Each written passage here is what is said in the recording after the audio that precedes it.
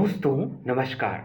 आज के इस वीडियो में हम भारतीय राज्य व्यवस्था इंडियन पॉलिटी का पार्ट 2 हम देखेंगे। पिछले वीडियो में हमने चैप्टर 1 स्टार्ट किया था, ऐतिहासिक पृष्ठभूमि, हिस्टोरिकल बैकग्राउंड, और उसमें हमने 1773 रेगुलेटिंग एक्ट हमने देखा था। और उसके बाद फिर हमने उसमें एक अमेंडमेंट हुआ था, एक्ट ऑफ सेटलमेंट 1781 देखा। फिर हमने पीट्स इंडिया एक्ट देखा 1784। फिर उसके बाद फिर 1813 का अधिनियम देखा, फिर 1833, फिर 1853, उसके बाद फिर विद्रोह हो जाता है 57 में, फिर 1858 आता है। उसके बाद फिर हमने 1861 का एक्ट देखा था। तो ये हमने पिछले वीडियो में देखा था। 1861 का एक्ट मैं थोड़ा सा आपको रिकॉल करा देता हूँ ताकि पिछला वीडियो जो हमने देखा था उसको कुछ चीज़ें आपको याद आ जाए। तो देखिए 1861 में क्या हुआ था जब अध्यादेश पारित करने की शक्ति जो है वायसराय को दी गई थी, विकेंद्रीकरण शुरुआत की गई, क्योंकि आप जानते हैं 1833 में जो है काफ़ी सेंट्रलाइजेशन किया गया था। बॉम्बे और मद्रास प्रेसिडेंसी है ना, तो उसकी लेजिस्लेटिव पावर छीन ली गई थी, तो उनको वापस दे दी गई।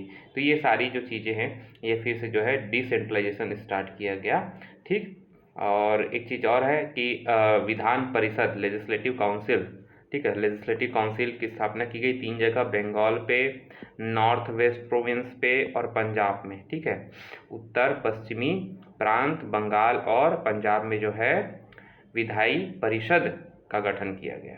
ठीक है, वायसराय को जो है बिना लेजिस्लेटिव काउंसिल के संस्तुति के, ठीक है, जो विधायी परिषद है उसके बिना संस्तुति के जो है अध्यादेश पारित करने की शक्ति दी गई इमरजेंसी के दौरान, और इसकी वैधता जो है अध्यादेश की वैधता 6 माह होती थी, है ना।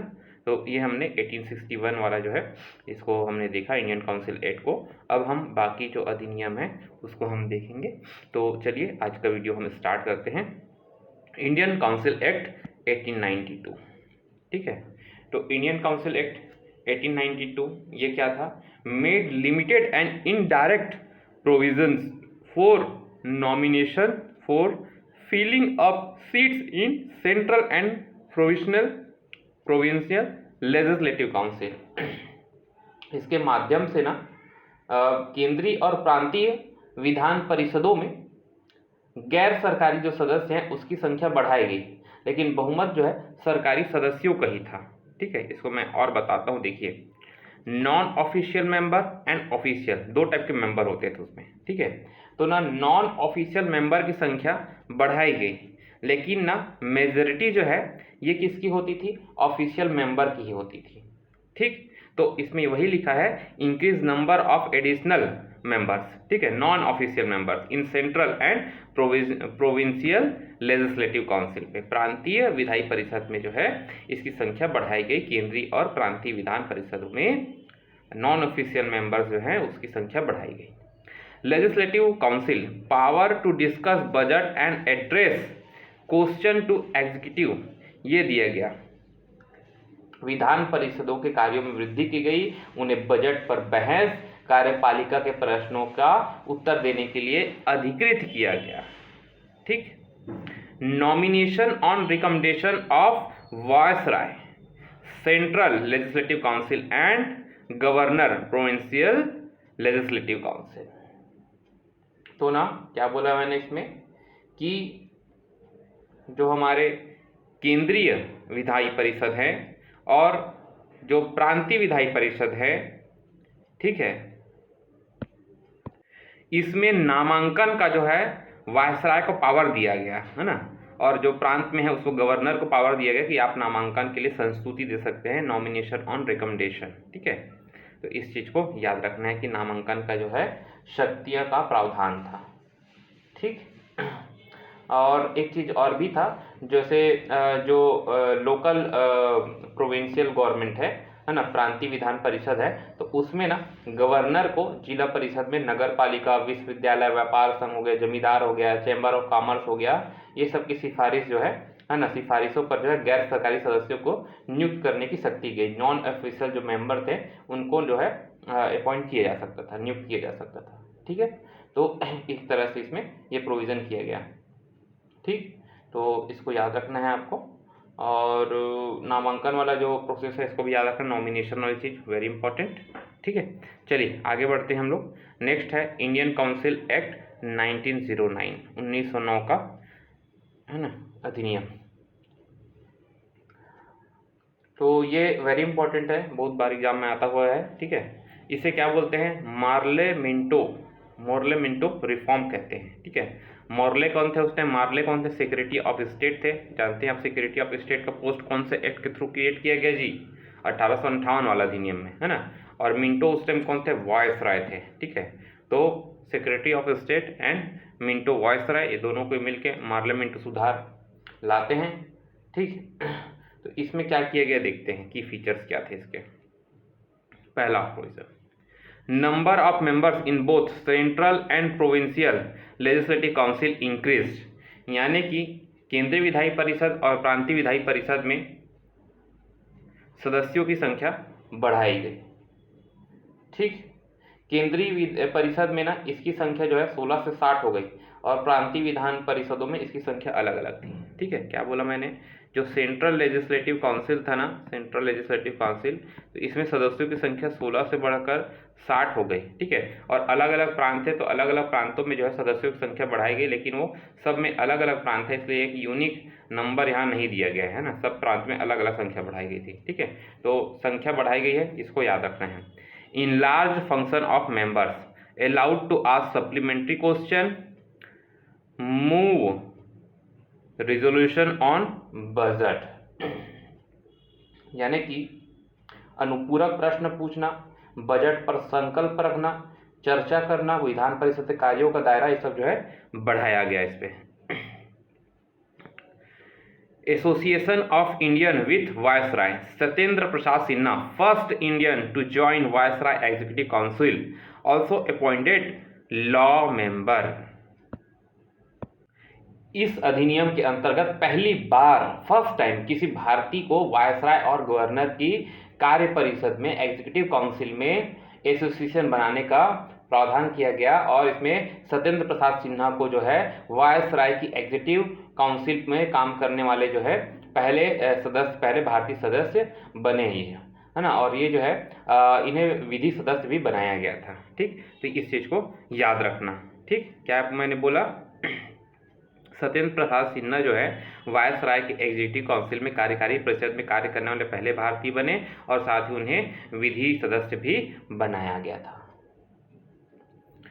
Communal representation system introduce for Muslim, separate electorate elected by Muslim voters. पृथक निर्वाचन के आधार पर मुस्लिमों के लिए सांप्रदायिक प्रतिनिधित्व प्रावधान किया गया और इसके अंतर्गत जो है मुस्लिम सदस्यों का चुनाव केवल मुस्लिम मतदाता ही करेंगे। जैसे कि कोई आदमी एक खड़ा हुआ है ए, ठीक है, और ये मान लीजिए मुस्लिम कम्युनिटी से है, तो इसको वोट कौन देंगे? केवल मुस्लिम से ही देंगे। ठीक है, मान लीजिए यहाँ पास है ना, तो इस तरीके से इसमें प्रोविजन किया गया। ठीक, Lord Minto known as father of communal electorate, है ना, सांप्रदायिक निर्वाचन के जनक माने जाते हैं Lord Minto. Separate representation for presidency, corporation, chamber of commerce, universities and zamindars. Presidency, corporation, chamber of commerce, विश्वविद्यालय और जमींदारों के लिए अलग प्रतिनिधित्व का प्रावधान किया गया। ठीक है, तो ये जो है ये हमारा मार्ले मिंटो रिफॉर्म था 1909।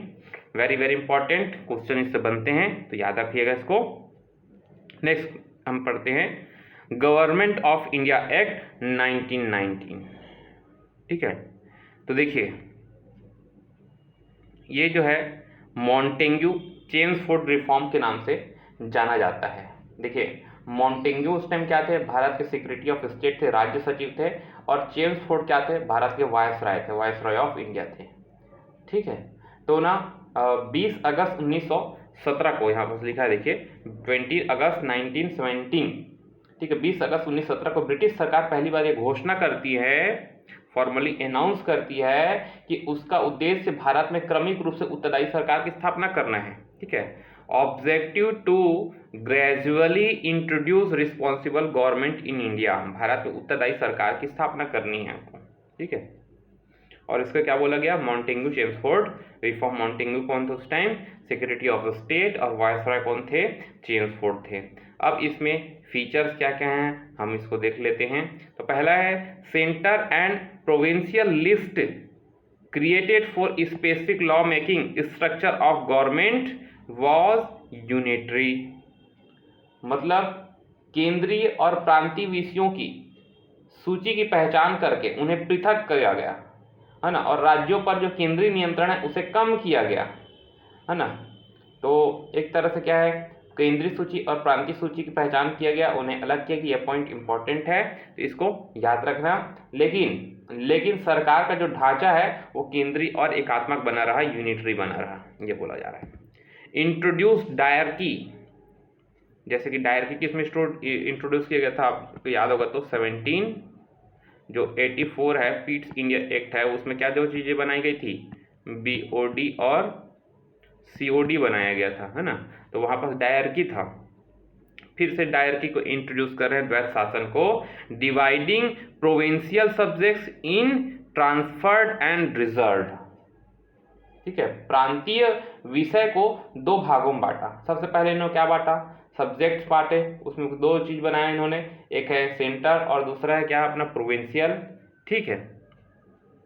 अब उसके बाद फिर क्या हो गया, सेंट्रल और प्रोविंशियल बना दिए, तो प्रांतीय में को भी फिर से दो भाग में बांट रहे हैं। उसमें कौन कौन सा, एक हो जाएगा हमारा ट्रांसफर्ड यानी हस्तांतरित, और दूसरा क्या हो जाएगा रिजर्व यानी कि आरक्षित, ठीक। तो ना देखिए, आरक्षित विषयों पर ना गवर्नर कार्यपालिका, जो गवर्नर का एग्जीक्यूटिव काउंसिल है, उसकी सहायता से उस पर वो सब डिसीजन लिए जाते थे, ठीक। तो इसको याद रखना है आपको। और क्या चीज है, introduce by cameralism and direct election. तो देश में पहली बार द्विसदनी व्यवस्था और प्रत्यक्ष निर्वाचन की व्यवस्था प्रारंभ की गई। Very very important line, bicameralism and direct elections, ठीक है। Direct elections and bicameralism किसमें इंट्रोड्यूस किया गया, 1919 मॉन्टेग्यू चेम्सफोर्ड रिफॉर्म पे, ठीक है। 3 to 6 member of viceroy council Indians, ठीक है। तो इसको याद रखेंगे। Communal representation extended to include Sikh, Indian Christian, Anglo Indian and European. सांप्रदायिक आधार पे सिखों, भारतीय ईसाइयों, आंग्ल भारतीय है, यूरोपियो हैं, उसके लिए पृथक निर्वाचन सिद्धांत क्या के एक्सटेंड किया गया। इससे पहले क्या हुआ, केवल मुसलमानों को दिया गया था 1909 वाले में, अब उसको और विस्तार कर दिया गया, और सिख हैं, भारतीय क्रिश्चियन हैं, एंग्लो इंडियन हैं, यूरोपियन हैं, उनको भी सांप्रदायिक का जो है विस्तार किया गया, ठीक है। कानून और संपत्ति कर शिक्षा के आधार पर जो है सीमित संख्या में लोगों को मताधिकार दिया गया, ठीक। नेक्स्ट पॉइंट देखेंगे, new office of high commissioner of India in London. London में ना एक हाई कमिश्नर के लिए ऑफिस बनाया गया, ठीक है। लंदन में भारत के उच्चायुक्त के कार्यालय का सृजन किया गया, ठीक है। तो भारत में जो सचिव था उससे कुछ कार्य को उच्चायुक्त को जो है हाई कमिश्नर को दिया गया। Establishment of central public service commission 1926 for recruiting civil servants. एक लोक सेवा आयोग का गठन किया गया 1926 में, सिविल सेवकों की भर्ती के लिए केंद्रीय लोक सेवा आयोग का गठन किया गया। Separate provincial budget and central budget, भाई विषयों का बंटवारा करेंगे तो फिर इसको भी बंटवारा कर देंगे, बजट वाला जो चीज़ है ना। केंद्रीय बजट को राज्यों के बजट से अलग कर दिया गया, ठीक है, और राज्य विधानसभा को अपना बजट बनाने के लिए अधिकृत कर दिए, ठीक। और इसके बाद इन्होंने एक चीज़ और किया गया, एक वैधानिक आयोग का गठन किया गया, जिसको जो है 10 साल बाद में जो है अपना रिपोर्ट प्रस्तुत करना था, ठीक है। तो वही वाला जो उधर बनता है साइमन कमीशन वाला चीज़, तो वही वाली चीज़ है, ठीक है। तो ये एक्ट जो है अपने को याद रखनी है ना। क्या कौन सा एक्ट हमारा, गवर्नमेंट ऑफ इंडिया एक्ट, भारत शासन अधिनियम 1919। Next Simon commission. Simon commission देखेंगे तो ये 7 member statutory commission under sir John Simon to check the progress of reforms. ये तो मॉन्टेग्यू चेम्सफोर्ड रिफॉर्म किया गया था, तो उसके प्रोग्रेस चेक करने के लिए, पता लगाने के लिए ये जो है जॉर्ज साइमन के नेतृत्व में 7 सदस्यीय वैधानिक आयोग का गठन का घोषणा किया गया और सभी सदस्य जो हैं आयोग के ब्रिटिश थे, तो इसलिए सभी दलों ने इसका बहिष्कार कर दिया।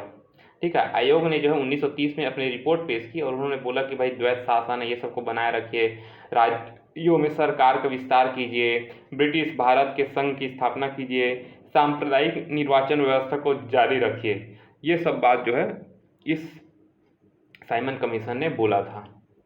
ठीक है, और उसका फिर गोल में सम्मेलन होता है, आप जानते हैं, श्वेत पत्र ये सब तैयार किया गया।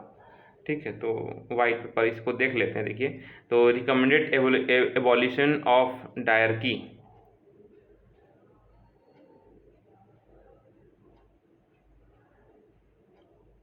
ठीक है, ये सारे फीचर्स जो है आपको याद रखना, क्या क्या रिकमेंडेशन दिए गए हैं जो है ना, बेस्ड ऑन रिकमेंडेशन जो है white paper on constitution reform, संवैधानिक सुधारों पर एक श्वेत पत्र तैयार किया गया। ठीक, अब आ जाएंगे कम्युनल अवार्ड, सांप्रदायिक अवार्ड। तो देखिए, उस टाइम ब्रिटिश के प्रधानमंत्री कौन थे? Ramsay MacDonald. तो उसने ना अगस्त 1932 में अल्पसंख्यकों के प्रतिनिधित्व पर एक योजना की घोषणा की और इसे ही जो है कम्युनल अवार्ड या सांप्रदायिक अवार्ड के नाम से जाना जाता है। तो इस अवार्ड में ना सिर्फ मुसलमानों, सिख, ईसाई, यूरोपीय और आंग्ल भारतीयों के अलग निर्वाचन का व्यवस्था किया गया, बल्कि दलितों के लिए भी जो है अलग से एक्सटेंड किया गया। देखिए, इस चीज़ का कम्युनल अवार्ड का विकास देखिए, सबसे पहले क्या हुआ, 1909 का अधिनियम आया, है ना, जिसको बोले हमने मार्लियामेंटो रिफॉर्म। इसमें केवल बोला कि मुस्लिम के लिए अलग हम लोग प्रतिनिधित्व वाला और उन्हीं लोग वोटर देंगे। फिर उसको एक्सटेंड किया गया 1919 के अधिनियम, सिख, एंग्लो इंडियन, ये सब के लिए भी उसको विस्तार कर दिया गया। ठीक, तो उसके बाद फिर क्या हो गया, हमारा साइमन कमीशन आ जाता है 1927 में। उन्होंने क्या क्या चीज़ बनाई रखनी है, क्या क्या चीज़ को हटाना है, ये सब बताया। उसके बाद फिर 1932 में क्या आ जाएगा, रैमजे मैकडोनाल्ड का जो है सांप्रदायिकता अवार्ड। तो इसने क्या बोला, उसको जो सांप्रदायिक वो अवार्ड है ना, सांप्रदायिक के आधार पर जो निर्वाचन है उसको और एक्सटेंड कर दिया, दलितों को भी जो है इसमें उसने शामिल कर दिया। ठीक, और दलितों के अलग निर्वाचन के से ना गांधी जी बहुत दुखी हुए और उन्होंने अवार्ड में संशोधन करने के लिए पुणे के यरवदा जेल में अनशन प्रारंभ किया।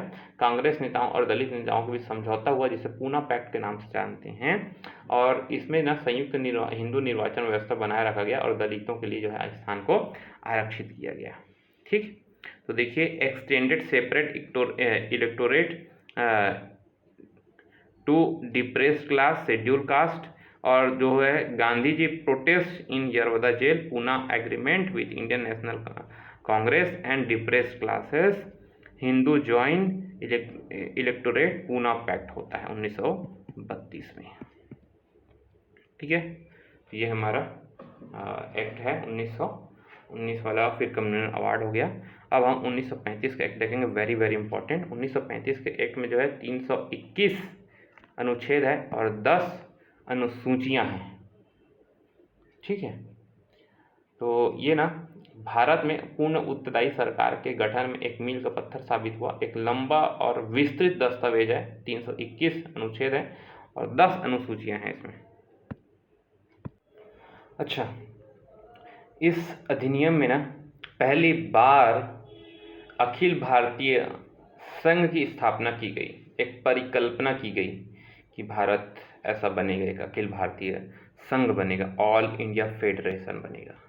ठीक है, जिसमें प्रिंसली स्टेट्स भी रहेंगे, प्रोविंस भी रहेंगे। ठीक है, सेंट्रल गवर्नमेंट तो रहेगी। तो एक तरह से जो है इस तरीके से अखिल भारतीय संघ की स्थापना की गई। तो पहला पॉइंट याद रखना, establishment of all India federation consisting provinces and princely states as units. ठीक है, तो राज्य और रियासतों को एकल इकाई की तरह माना गया और अखिल भारतीय संघ की स्थापना की गई। 3 लिस्ट बनाए गए, फेडरल लिस्ट फॉर सेंटर, जिसमें 59 आइटम्स थे, 59 विषय थे, 59 विषय थे। उसके बाद फिर प्रांतीय सूची बनाया गया, प्रोविंशियल लिस्ट, और इसमें जो है 54 विषय थे। और एक कॉन्करेंट लिस्ट जो है समवर्ती सूची बनाया गया, जिसमें जो है 36 आइटम थे, 36 विषय थे। ठीक, संघीय सूची, राज्य सूची और समवर्ती सूची बनाया गया था। ठीक, और अवशिष्ट शक्तियाँ जो है वो वायसराय को दी गई थी। ठीक है, रेसिडुअरी पावर टू वायसराय, ये क्वेश्चन आ चुका है प्रीलिम्स में यूपीएससी के। ठीक है, तो इसको याद रखना। अवशिष्ट शक्तियाँ क्या होती है, जो कोई भी लिस्ट पे नहीं आता है, तो उन शक्तियों को किसको दिया गया था, वायसराय को दिया गया था। Abolish dyarchy and introduce provincial autonomy. देखो, डायरकी द्वैत शासन का हमने विकास देखा था, एक बार फिर से मैं रिकॉल कराता हूँ आपको। सबसे पहले पिट्स इंडिया एक्ट 1784, वहाँ पर हमने बीओडी और सीओडी बना दिया था। उसके बाद फिर हमने क्या किया, 1919 वाला अधिनियम हमने देखा, वहाँ पर भी जो है द्वैत शासन लाया गया। ठीक है, और उसके बाद फिर देखेंगे तो अच्छा कहाँ द्वैत शासन लाया गया था, प्रांतों में द्वैत शासन लाया गया था। प्रांतीय और हस्तांतरित विषय और आरक्षित विषय वाला चीज़ स्टार्ट हुआ था ना, आप जान रहे हैं। ठीक, उसके बाद फिर यहाँ पर जो है क्या बोला गया, एबॉलिश डायरकी, द्वैत शासन को समाप्त कर दिया गया, और क्या है, प्रांतों को जो है स्वायत्तता दी गई है। ठीक है, प्रोविंशियल ऑटोनॉमी दिया गया। ठीक, प्रांतों को स्वायत्तता दी गई। ठीक है, राज्यों को अपने दायरे में रहकर कर स्वायत्त तरीके से जो है ये सब जो है नियम कानून बनाने का अधिकार दिया गया। एक तरह से ये बोल लीजिए कि राज्यों में उत्तरदायी सरकार बनाने की स्थापना दी गई है ना। और राज्य में जो गवर्नर है ना, वो क्या है, विधान परिषद जो स्टेट लेजिस्लेटिव काउंसिल है, तो उसमें जो है उसके सलाह के आधार पर काम करेगा। तो ये सब जो है स्टार्ट किया गया। ये व्यवस्था ना 1937 में स्टार्ट की गई और 1939 में फिर से समाप्त कर दिया गया। ठीक है, तो इसको याद रखना है आपको। तो केंद्र में द्वैत शासन प्रणाली स्टार्ट किया गया। ठीक है, adoption of dyarchy at centre, federal subject we are divided into reserve subject and transfer subject. ठीक है, केंद्र में क्या है, द्वैत शासन प्रणाली को स्टार्ट किया गया है ना। अब वहाँ पर क्या है, दो विषय थे हमारे, एक स्थानांतरित और आरक्षित। ठीक, इसके अलावा जो है बाईकैमरिज्म इन 6 आउट ऑफ 11 प्रोविजंस। ठीक है, तो 11 में से 6 प्रांतों में ना क्या स्टार्ट किया गया, द्विसदनीय व्यवस्था स्टार्ट की गई। कौन कौन से यहाँ, बंगाल, बॉम्बे, मद्रास, बिहार, असम और यूनाइटेड प्रोविंस उत्तर प्रदेश, उत्तर संयुक्त प्रांत में। ठीक, separate electorates extended for depress class, schedule cast, women and labour. ठीक है, तो देखिए इसका विकास कैसे से कैसे होते जा रहा है। ठीक है, शेड्यूल कास्ट को दिया ही था, उसके बाद फिर वुमेन को भी दे दिया, महिलाओं को, और लेबर यानी श्रमिकों को भी जो है मजदूर वर्ग के लिए भी अलग निर्वाचन व्यवस्था शुरू कर दी गई। ठीक है, provided for establishment of reserve bank of India, control currency and credit of country. क्या बोला इन्होंने, देश की मुद्रा और साख पर नियंत्रण रखने के लिए भारतीय रिजर्व बैंक की स्थापना की। Establishment of federal court setup in 1937। क्या बोला इन्होंने, संघीय न्यायालय की स्थापना की 1937 में। ठीक, अच्छा एक चीज और है जो इसमें नहीं मेंशन है, उसको आपको याद रखना है, संघीय लोक सेवा आयोग की स्थापना की गई। ठीक है, और प्रांतीय सेवा आयोग और दो या दो से अधिक राज्यों के लिए जो है संयुक्त सेवा आयोग, जॉइंट पब्लिक सर्विस कमीशन की स्थापना करने की बात की गई। ठीक है, तो इसको याद रखना है आपको। अब है इंडियन इंडिपेंडेंस एक्ट 1947, भारतीय स्वतंत्रता अधिनियम। और ये ऐसा अधिनियम था जो ब्रिटिश पार्लियामेंट में एकदम बहुत जल्दी से पास हुआ, ऐसा ये अधिनियम था। ठीक, तो देखिए क्या होता है ना, 20 फरवरी 1947 को जो है ब्रिटिश प्रधानमंत्री क्लीमेंट एटली घोषणा करते हैं कि 30 जून 1947 को भारत में ब्रिटिश शासन समाप्त हो जाएगा और उत्तरदायी भारतीय हाथों में सौंप दी जाएगी सत्ता। तो इसमें ना मुस्लिम जो लीग था उसको खलबल आ गया। ठीक है, वो घोषणा कर दिया, आंदोलन ने स्टार्ट किया, फिर भारत के विभाजन की बात कही। 3 जून 1947 को जो है ब्रिटिश गवर्नमेंट जो है स्पष्ट किया कि 1946 में गठित संविधान सभा द्वारा जो भी है संविधान का बनाया जाएगा, संविधान की निर्माण की जाएगी। ठीक है, और संविधान उन क्षेत्रों पे लागू नहीं होगा जो इसे नहीं स्वीकार करेंगे। फिर उसके बाद फिर 3 जून 1947 को ही ना लॉर्ड माउंटबेटन जो है वो विभाजन की योजना पेश करते हैं, ठीक, और इसे माउंटबेटन योजना कहा जाता है। और इस योजना को जो है कांग्रेस और मुस्लिम लीग ने स्वीकार कर लिया और इस प्रकार जो है भारतीय स्वतंत्रता अधिनियम 1947 बनकर उसे लागू कर दिया गया, ठीक। तो इसमें वही चीज़ें लिखी हुई है, देखिए कि ब्रिटिश प्राइम मिनिस्टर जो क्लीमेंट एटली रहते हैं वो डिक्लेयर करते हैं that British rule in India would end by June 30, 1947 है, ठीक है, ये गलत दिखा है, 1947 है, ठीक है, 1947 applicable to those provinces that wanted to accept the Constitution of India framed by Constitutional Assembly, Constituent Assembly, Muslim league demanding partition, ठीक है। तो इसके कारण क्या क्या थे, देखिए द्वितीय विश्व युद्ध चल रहा था, हुआ था उस टाइम 1945 में स्टार्ट हुआ था। ब्रिटिश जो है वो आर्थिक रूप से कमज़ोर हो गए थे, ठीक है। उसके फिर क्या हो गया, रोल ऑफ TNA, ठीक है, INA होना चाहिए, TNA गलत दिया है, INA इंडियन नेशनल आर्मी, ठीक है, outside India as well as in India, ठीक, इंडियन नेशनल आर्मी बनाया गया था, ठीक। क्रिप्स प्रोफेसर लाया गया था, है ना, क्रिप्स प्रस्ताव 1942 में, ठीक है। और गांधी जी ने जो है क्विट इंडिया मूवमेंट, ठीक है, ये भी गलत लिखा है, स्वीट लिखा है, क्विट इंडिया मूवमेंट, भारत छोड़ो आंदोलन गांधी जी ने स्टार्ट किया था 1942 में, सॉरी 1942 में, तो वही 1942 है ना। कैबिनेट मिशन प्लान आया था फिर 1946 में, ठीक, उन्होंने सुझाव दिया कि कॉन्स्टिट्यूएंट असेंबली होना चाहिए, संविधान सभा होनी चाहिए, ठीक है। फिर भारतीय नेवी ने भी उधर विद्रोह कर दिया था, ठीक है, ब्रिटिशर्स के खिलाफ। ये सब जो है कारण थे। अब इसके हम फीचर्स देख लेते हैं। Ended British rule and declared India independent and sovereign from 5 अगस्त 1947, ठीक है, 15 अगस्त है, ये गलत लिख दिया है, 15 अगस्त, ठीक है। तो इसने भारत में ब्रिटिश राज समाप्त करके 15 अगस्त 1947 को इसे संप्रभु और स्वतंत्र राष्ट्र घोषित कर दिया, ठीक है। भारत को विभाजन कर दिया और 2 स्वतंत्र डोमिनियन संप्रभु राष्ट्र भारत और पाकिस्तान सृजन किया गया और जिन्हें ब्रिटिश राष्ट्रमंडल से अलग होने की स्वतंत्रता दी गई, ठीक है। Partition of India and created 2 states, India and Pakistan. empowered the constituent assembly of both state to frame constitution to govern state, है ना। भाई देश को चलाने के लिए एक संविधान होना चाहिए, तो ये संविधान होने की बात जो है बात की गई, ठीक है। संविधान सभा को यह अधिकार दिया गया, ठीक है, एम्पावर किया गया, सशक्त किया गया। Abolish offices of viceroy and secretary of state, ठीक है। जो भारत का सचिव था और वायसराय है ना, उसको समाप्त किया गया, उसके पद को, ठीक। और दोनों डोमिनियन राज्यों में ना गवर्नर जनरल पद सृजित किया गया, ठीक। Freedom to princely states to join either India और पाकिस्तान, ठीक है। तो उनको ये शक्ति दी गई देशी रियासतों को कि आप या तो पाकिस्तान में शामिल हो जाओ या फिर इंडिया में शामिल हो जाओ। Dropped title emperor of India, ठीक है, एम्परर ऑफ इंडिया जो है इसका जो उपाधि दी गई है इसको भी हटा दिया गया, है ना, फॉर ब्रिटिश मोनार्क, है ना, ब्रिटिश राजतंत्र द्वारा जो है ये सब जो है टाइटल था वो हटा दिया गया। Discontinued the appointment of civil services and reservation of post by secretary of state for India, ठीक है।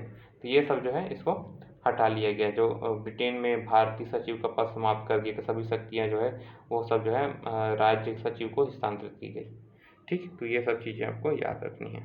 अच्छा, एक चीज़ और याद रखना, लॉर्ड माउंटबेटन, है ना, put fourth partition plan, Mountbatten plan, है ना, also became first governor general of new dominion India, है ना, भारत के जो है पहले गवर्नर जनरल बने जो है स्वतंत्र भारत के, है ना। Subsequently, the Constituent Assembly of India formed in 1946, 1946 संविधान सभा गठन किया गया, है ना। became the Parliament of Indian Dominion with Pandit Jawaharlal Nehru as Prime Minister and Dr. Rajendra Prasad becoming the President of India, ठीक। भारत का राष्ट्रपति राजेंद्र प्रसाद और प्रधानमंत्री पंडित नेहरू जी को बनाया गया, ठीक। अच्छा, एक चीज़ मैं आपको और बता देता हूँ, उस टाइम अंतरिम सरकार का गठन किया गया था 1946 में, ठीक है, वेरी इंपॉर्टेंट, ठीक है। और उसके बाद ना स्वतंत्र भारत का पहली मंत्रिमंडल ही बनाया गया 1947 में। तो इसमें कई बार क्वेश्चन पूछा जाता है कौन सा चीज़ किसको दिया गया था, तो आपको याद रखनी कुछ कुछ चीज़ें मैं आपको बताता हूँ। देखिए, जवाहरलाल नेहरू क्या होंगे, है ना, राष्ट्रमंडल, जितने भी विदेशी मामले हैं। सरदार पटेल तो अपना जो है यूनिटी पे ध्यान देते हैं, तो जितने भी हमारे प्रिंसली स्टेट थे वो सब जो है, तो इसको गृह मंत्रालय या मिनिस्ट्री मिला था, ठीक है। राजेंद्र प्रसाद जो है, राजेंद्र प्रसाद खाद्य और उद्योग, ठीक है।